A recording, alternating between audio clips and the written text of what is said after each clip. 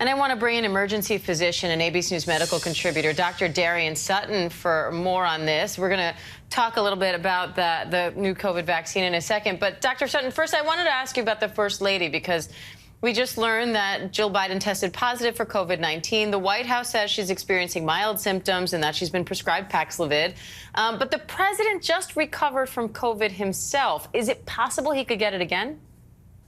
It's certainly possible, but it's rare. I've not seen that usually in my clinical experience with patients. Oftentimes, when you have an infection of COVID-19, you have a period of time, which is approximately 3 months, where you're very unlikely to get reinfected. So I don't see that as an outcome. But I do think that this speaks to the importance of the tactics that we take around protecting those who are currently infected and also reducing the risk of mitigation. We saw that the president was recently infected. I'm not sure if these cases are associated. It is likely that it was somewhere within the White House, but it just reminds us that we still have to practice high levels of caution, wearing high levels of protective masks, repetitive testing that includes antigen testing, and as for the First Lady, it was PCR testing, which is a little bit more accurate. Now, I want to move on now to that COVID vaccine, because the UK just authorized this new bivalent vaccine. It fights 2 different variants. How much of an impact could that have in the fight against COVID? I think it will help a lot with the public perception of vaccines. Many people are frustrated, as we just saw the First Lady, who was vaccinated and double boosted, was testing positive. And many people are asking, what is the additional benefit? And I want to remind everyone that vaccines are protecting us against hospitalization and death. But as time went on, variants developed, and that chipped away at that vaccine protection, leaving us vulnerable to the possibility of an infection. Now, with this new bivalent vaccine, hopefully we'll see not only a decrease in the amount of those who are coming to the hospital, an even greater level of protection, but I'm hopeful that we'll also see a decrease in the rate of infection. As within the studies, those who had gotten the vaccine were able to develop protective antibodies against the BA4 and the BA5 subvariants, which have been responsible for the most recent surges. So could we see a similar vaccine here in the U.S., and who would be eligible for it? Well, what we know is that the U.S. has reportedly bought millions of doses of the bivalent vaccine, the new vaccine that has not yet been approved for use here within the United States. Usually, we see the U.K. precedes us in the decisions regarding vaccines and boosters, and we can expect that we would see a response in terms of advisory committees as early as next month. And I also expect that that response will come with recommendations for 4th doses for all of Americans and citizens within the United States, not just those who are high risk. So I want to talk about monkeypox, too. So much to cover today. We know at least 7 cases in children now here in the U.S. Kids are getting ready to head back to school. Some already started. What can parents and schools do to keep kids safe from this?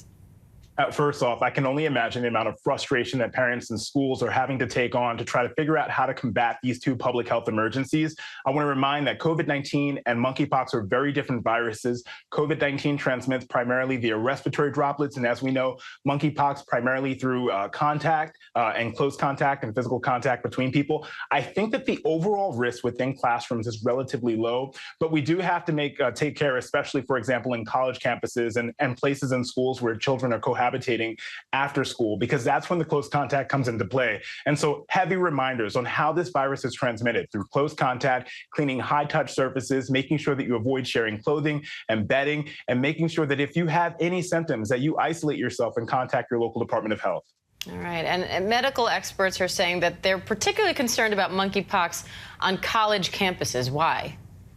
I think it's mainly due to that fear and that increased risk outside of the classroom. So I'm hopeful that with this education and reminders that it's everyone that is at risk, not just those who are gay and bisexual men, but it's every human is at risk, because this is a contact disease that can be shared via close touch. So I would remind college campuses about education, what monkeypox looks like. Oftentimes it can present as small pimples or pustules anywhere in the body associated with swollen lymph nodes and a flu-like illness. And if you have any of those symptoms, you have to make sure that you isolate, and then, of course, cleaning high-touch surfaces and making sure that you wash your hands. And I know a lot of us are now freaking out every time we see a bump on ourselves or our kids. So how do you know if you have monkeypox? What should we look out for, and when can you sort of, breathe a sigh of relief? It often can start as a collection of bumps that can appear anywhere on the body. I remind patients, especially for those who I'm diagnosing with monkeypox, unfortunately within the United States and within the emergency room here in California, is that the symptoms can sometimes start on the face, but also include the hands, the mouth, and lower extremities, places that you don't normally get lesions. If you have that associated with increased risk of flu-like illness, as well as swollen lymph nodes, those are signs that you might have an active infection. And I would advise that you take a high level of caution and reminders that the level or the incubation period between initial exposure and the onset of symptoms can be anywhere from 1 to 3 weeks. 3 weeks. All right. Dr. Sutton, we appreciate it as always. Thank you. Thank you. Hi, everyone. George Stephanopoulos here. Thanks for checking out the ABC News YouTube channel. If you'd like to get more videos, show highlights, and watch live event coverage, click on the right over here to subscribe to our channel. And don't forget to download the ABC News app for breaking news alerts. Thanks for watching.